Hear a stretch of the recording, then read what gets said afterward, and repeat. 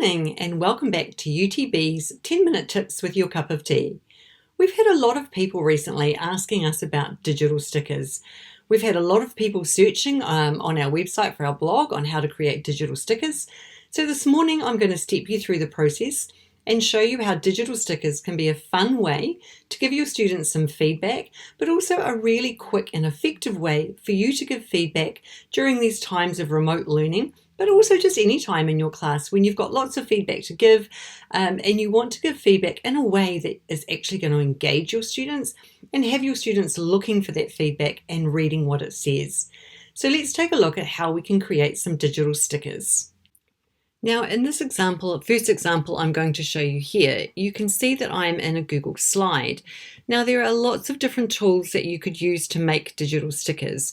One of the reasons that I'm using Google Slides is because it's part of the tool set that I already have, and I know that it's got all the tools that will allow me to do it quickly and easily. You could also use Google Drawings for this. The reason I'm using a slide deck and not drawings is that I can have multiple slides in one place. So I can duplicate slides and quickly tweak stickers that I make really quickly and easily. You could use websites like Canva, Adobe Spark Post, if you're on iPads, you could use PicCollage, you could use Keynote, you could use PowerPoints. So any of the tools that you're already using are going to allow you to do this. It's just that I'm in a G Suite domain, and so I'm going to use Google Slides. Now I am just going to name it, of course, so that I know what this file is all about. And I want to have a blank canvas to start with, so I'm just going to change my layout to blank. Now, probably the thing that most people have been using have been Bitmojis. In order to use Bitmojis, the first thing you need to do is actually download the app, either on your iOS or your Android. It works on either. Once you've installed the app and signed in with your email, you just go through and create yourself, make it as look as lifelike towards you as you want, or maybe you want it to make nothing like you. Completely up to you how you create it. You go through, choose your facial shapes, clothes, body type, etc., and just create the Bitmoji the way that you want it to look. Once you have your Bitmoji created inside your app, come to your laptop, your device, make sure you're using the Chrome web browser and come to the Chrome Web Store. Now on the left hand side here, there's a search bar. Just type in Bitmoji, or you can just type in Bitmoji Chrome extension and it will take you straight to the Bitmoji Chrome extension. Mine is saying remove from Chrome because I already have it installed. Yours will say add to Chrome. You click on that blue button and it will pop the extension up the top next to your Omnibox. Now the first time that you go to use the extension, it will prompt you to sign in. You just sign in with the same email that you signed up with. And when we're ready to use it, we just click on the extension and it opens up a menu bar for us. Now the really awesome thing about Bitmoji is very recently there was an update that works for the web version. So I can type in, maybe I'm going to type in good work, and whatever I type, spell it correctly, whatever I type into the search bar up here, it's going to create Bitmojis with those words on it. So it's going to go through, select the Bitmojis that are most suitable for what it thinks these words are. And for example, this one here with the tick would be absolutely perfect. And we can just drag it straight onto our Google slide. We can move it around while it's got the blue handle selected. We've got our usual mask image things that we can do. So we could crop it into any shape that we want.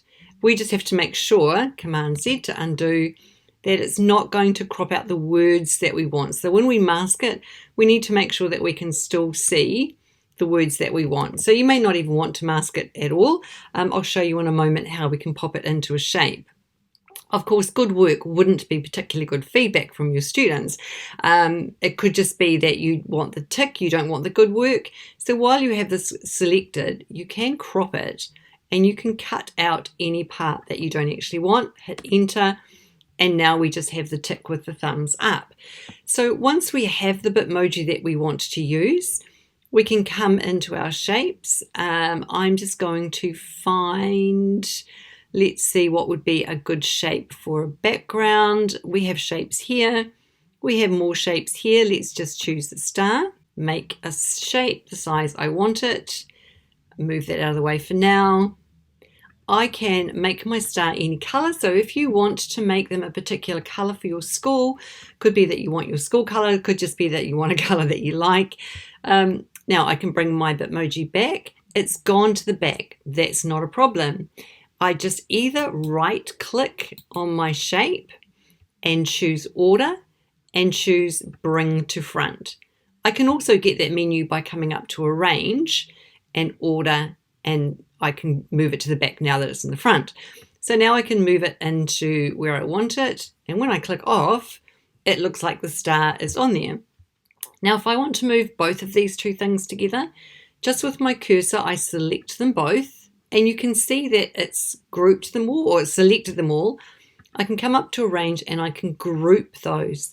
So now it's chosen both of those objects and it's going to treat them as one group. So if I resize that, it's going to resize them together. If I move it around my canvas, it's going to move it around together. So really nice way to be able to move multiple shapes and things all at one time. If I want to ungroup it, I would just come to arrange and click on ungroup, and now they're separate shapes again. So what I could do now is I could make the star a little bit bigger. I could just put my Bitmoji in the middle here. And then underneath that, I can either use word art. So under here, insert, and we have word art, which makes really fancy writing. So I could say, love your effort today. And if I want that to be on two different lines, I can just hold shift and hit enter, and it's going to put it on two lines. Click enter, and I'll move it over here so you can see. You can use your fonts here, and you can make the word art into any font that you want. So you can see as you click on, let's choose a obvious one, it's going to change that font. So you can play around with fonts as much as you like, choosing one that you think is going to suit what you're wanting. And of course, if there aren't any there that you like, you've got more fonts that you can go and grab some from as well. Now I'm just going to stick with this one for sake of time. And again, I can come to fill, and I can fill this with a color. I'm just going to choose green, or I can go custom, and I can use my slider here, and I can click somewhere on wherever I want, and I just go okay, and it uses that color. And then I can bring my wording into here. I can resize it so that it actually fits. I could even change that color. Let's go for a darker blue. There we go. Just stands out a little bit more so you can see it. I could even make it black. I can put boundary borders around it. I can put a border around my shape if I wanted to. So there's actually a lot of playing around that you can do. I'm just going to group all those so that they move as one. And then what you want to do, there's a couple of ways that you can do this. You can make it as large as your slide if you want to, so that when you download it as a sticker, you're not going to have so much excess. You could also, I'm just going to move that in a little bit because I look a little bit stretched. That looks better. If you want to change the size of your slide so the slide fits the sticker a little bit better, you can come up to File, come down to Page Setup, click on Custom, and I'm going to make it, say, I'll make it more of a square. So change that to 25.4, apply, and now I can just stretch this out and make it fit. There we go. So now what I can do is actually, yeah, you get the idea. So then I can come up to File. When I'm ready, I've played around, I've got it looking the way I want. I can come down to Download and download it as a JPEG. So that creates an image, it makes it an image. Now, if you didn't want a background, if you wanted it to be transparent, let's just copy this. And if I just open a Google Drawing quickly for you and pop it on a Google Drawing, hopefully it's going to copy across all as one. Let's see what happens. Perfect, look at that. The good thing about a Google Drawing is that with the canvas, it has these little grey lines in the corner and you can just drag those to make it fit. But the good thing about the Google Drawing opposed to the slide is that this is a transparent background, so you won't get the white in the background. So now if I download this and I choose download as PNG, I won't get a white background. So if we just open up the, so I'll show you in a moment. So then what I do, so then I create all these. So I'm just going to come back to here. I've got a digital sticker folder all set up. I'm going to drag my PNG into it so that it's a PNG, and I'll drag my JPEG as well. Hopefully they'll upload quite quickly, which is quite good. Now you can see these are all untitled, so I can just right click on here and I can rename it. And I'm just going to call this Demo 1, and I'll just call this Demo 1. Oops, rename. And I'll call this Demo 1 PNG. Now you can already see the transparent background here. So if I was to put this onto a child's work, it would have no background. This would have, the JPEG would have a white background in it. So we've made our stickers, and you can go through and you can make as many as you want. You don't have to use Bitmojis. If I come back to here, we can come to our image search. We can search the web. And we could search for, maybe you want to search for gold stars. And I'm just going to put PNG because I want that transparent background. And I could just use some of these gold stars here. So if I just pop another slide in here, oops, it's popped a couple of slides in. Choose a blank background. So then I could just, maybe I want to use quite like this one. I can just drag it across. And I can just use images to build up my stickers as well and put my own text and things on them. Really nice once you've started developing some of these is to ask your students what they think would be great feedback, and get them to make some as well. So just build up your bank of them. And then once you've built up a bank of them, what I find the easiest way to then be able to access them for the students is to come to your Google Keep. This workaround worked really well for me. So come to your Google Keep, which is here in your Waffle launcher.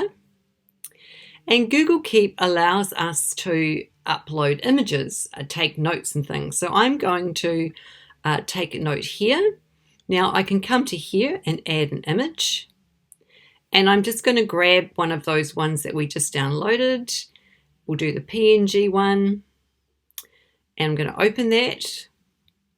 And I'm actually going to, if this would just come down a little bit, I'm going to click on my three dots and I'm going to add a label, and I'm going to create a label that says stickers. So I'm going to keep all of my create stickers, and yes, this has got a tick in it. So now it's added to my stickers, and you can see here it's labeled stickers. And I'll show you what the advantage of that is in a moment. So then I'm going to upload the PNG one, which hopefully was this one. You see, I just drop and drag that across. And again, once it's uploaded, here we go. I'm going to click on my three dots and I'm going to add to a label, and I'm going to add that to stickers. So that as I use my Keep, I can just click on stickers and only, just get rid of that, only my two stickers are there. Oops, did I enable dark mode? Never mind. And so you can build up all your stickers. Now, where that becomes really handy is that when you are giving students feedback and you've done these beautiful stickers, let's just say this is a piece of work for a child. Next to our Google Docs and our slides and our sheets, we have our Google Keep widget. So I can just open up my Google Keep widget, and I can just get my sticker and I can drag it across and it drops it in. It treats it as an image, so I can just resize it. And then if I want to, I can move with text, and I can move it around the page as well. So I can pop it anywhere I want. So a really quick way to then be able to use those stickers by just dropping and dragging them across. And I can come back to my notes and I can add as many stickers in there as I want. I can chop and change them. I can add new ones all the time. And I can just keep on building up my portfolio of stickers inside my Google Drive as I go. I've got myself a folder all set up that says digital stickers, so I can pop them all in here. Quite often you'll see people sharing digital stickers, so you might be able to grab some of those and pop those in there. And then the ones that you're going to use more, often, or you want to try a few, you can just use them in your Keep, or you can just keep them in your downloads and drop and drag them across. So we've gone slightly longer than 10 minutes today, but there was a really quick trip around creating digital stickers and then how to use them, because I think it is really important that once we've created them, we've got an easy workflow in terms of how we're then going to use them for feedback for our students. So I hope that's been helpful. Love to see some of the digital stickers that you might make yourself. Feel free to share them, tweet them out. Have fun with them, and we look forward to seeing what you create. Thanks for joining us this morning.